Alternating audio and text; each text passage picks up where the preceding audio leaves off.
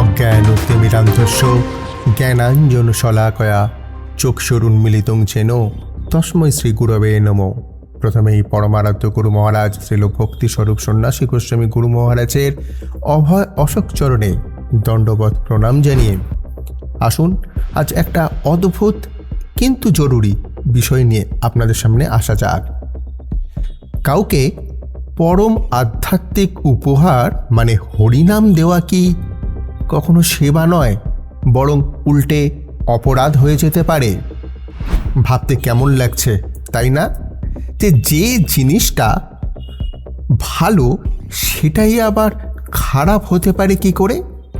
এই যে একটা আপাত বিরোধী ধারণা, এর মধ্যেই কিন্তু একটা গভীর আধ্যাত্মিক সত্য লুকিয়ে আছে। চলুন আজ সেটাই আমরা আপনাদের সাথে একসাথে খুঁজে বের করার চেষ্টা করি। তো চলুন দেখে নিই যে আমরা কিভাবে ধাপে ধাপে এগোবো। প্রথমেই আমরা প্রচারের এই অদ্ভুত বিরোধাভাস বা কন্ট্রাডিকশনটা নিয়ে কথা বলবো। তারপর জানবো হরিনাম আর শ্রদ্ধা বলতে ঠিক কী বোঝায়। এরপর দেখব যে শাস্ত্র কি বলছে আর কেন শ্রদ্ধাহীন ব্যক্তিকে উপদেশ দেওয়াকে অপরাধ বলা হলো। আর সব শেষে এর সঠিক উপায়টা কি সেটাও আমরা আলোচনা করব। প্রথমত, প্রচারের এই যে আপাত বিরোধিতা, সাধারণভাবে আমরা কি ভাবি যে ভগবানের কথা, তার নাম জ্ঞান সবার সাথে ভাগ করে নেওয়া তো খুব একটা ভালো কাজ, একটা মহৎ কাজ। কিন্তু এখানে একটা সূক্ষ্ম মারপ্যাঁচ রয়েছে, যেখানে একটা ভালো উদ্দেশ্য একটা জটিল বাস্তবতার সামনে এসে দাঁড়ায়। দেখুন, সাধারণ বুদ্ধি তো এটাই বলে যে কাউকে ভালো কথা বলা, ভগবানের নাম করতে উৎসাহিত করা, এ তো সবসময় একটা মঙ্গলের কাজ। তাহলে এই রকম একটা কল্যাণকর কাজ কি কখনো ভুল বা ক্ষতিকর হবে কি করে? এই প্রশ্নটাই কিন্তু আমাদের আলোচনার একেবারে কেন্দ্রে। এই বিষয়টা বুঝতে গেলে আমাদের দুটো শব্দকে একেবারে পরিষ্কার করে নিতে হবে। এক হলো হরিনাম আর দুই হলো শ্রদ্ধা। এগুলোর মানে আমরা সাধারণভাবে যা ভাবি তার থেকে কিন্তু অনেকটা বেশি গভীর। প্রথমেই আসা যাক হরিনামের কথায়। হরিনাম মানে শুধু একটা শব্দ নয়। শাস্ত্র বলছে ভগবানের নাম আর ভগবান নিজে আসলে একই, অভিন্ন। একে বলা হয় চিত্র সমরূপ, অর্থাৎ এটা হলো অপ্রাকৃত চিন্ময় রসের একটা ঘনীভূত রূপ। এটা কোনো জাগতিক শব্দ নয়, একজন স্বয়ং ভগবান। এই স্লাইডটা দেখুন যে ব্যাপারটা আরও পরিষ্কার হয়ে যাবে। ভক্তি রসামৃত সিন্ধুর এই বিখ্যাত শ্লোকে ঠিক কি বলা হলো? বলা হচ্ছে যে আমাদের এই যে সাধারণ কান বা জিভ দিয়ে কৃষ্ণর নামকে ধরা বা বোঝা সম্ভব নয়। এটা নিজে থেকে প্রকাশ পায়। কখন? যখন কারোর মধ্যে সেবা করার ইচ্ছা বা সেবনমুখ ভাবটা জাগে। মানে এটা জোর করে পাওয়ার জিনিস নয়, এটা কৃপা করে প্রকাশিত হয়।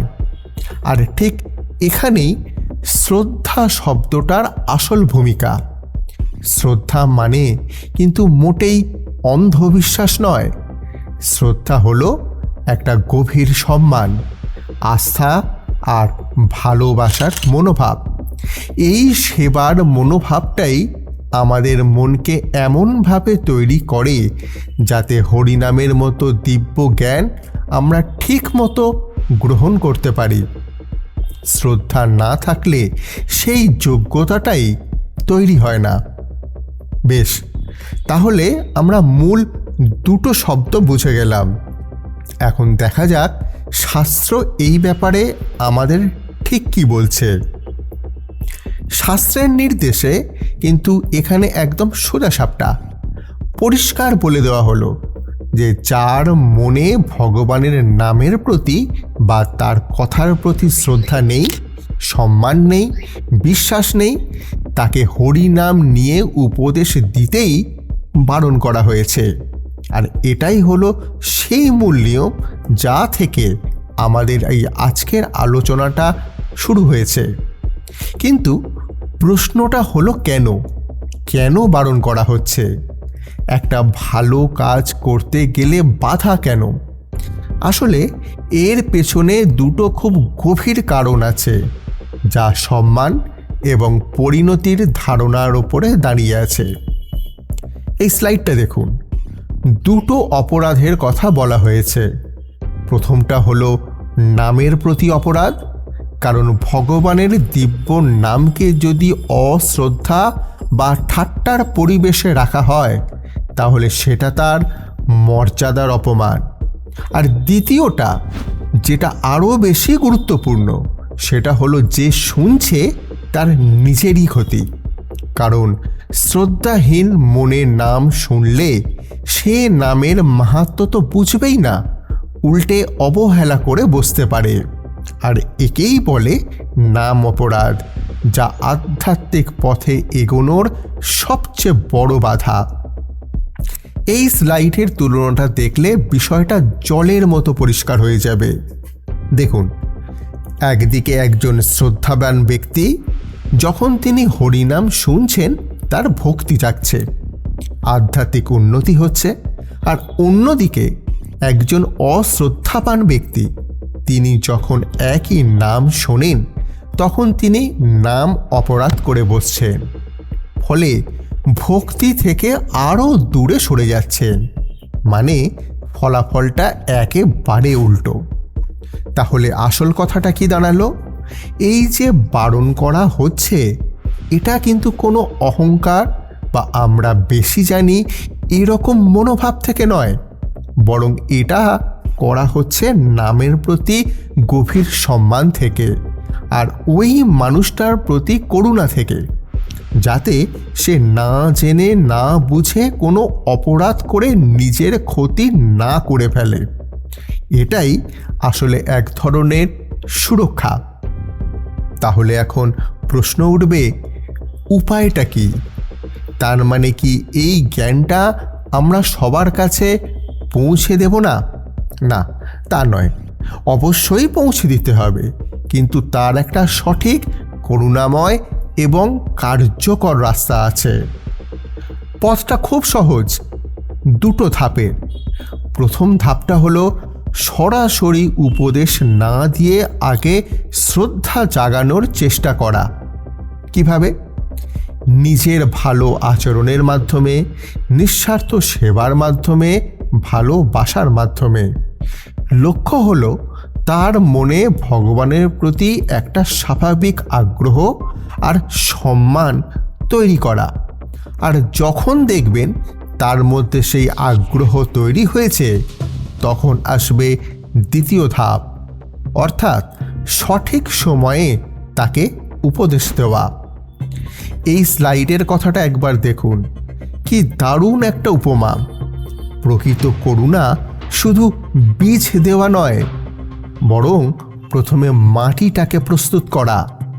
ঠিক তাই, একজন ভালো কৃষক যেমন আগে জমি তৈরি করে তারপরেই সে বীজ বোনে, ঠিক তেমনি জ্ঞান দেওয়ার আগে মনটাকে তৈরি করে নিতে হয়।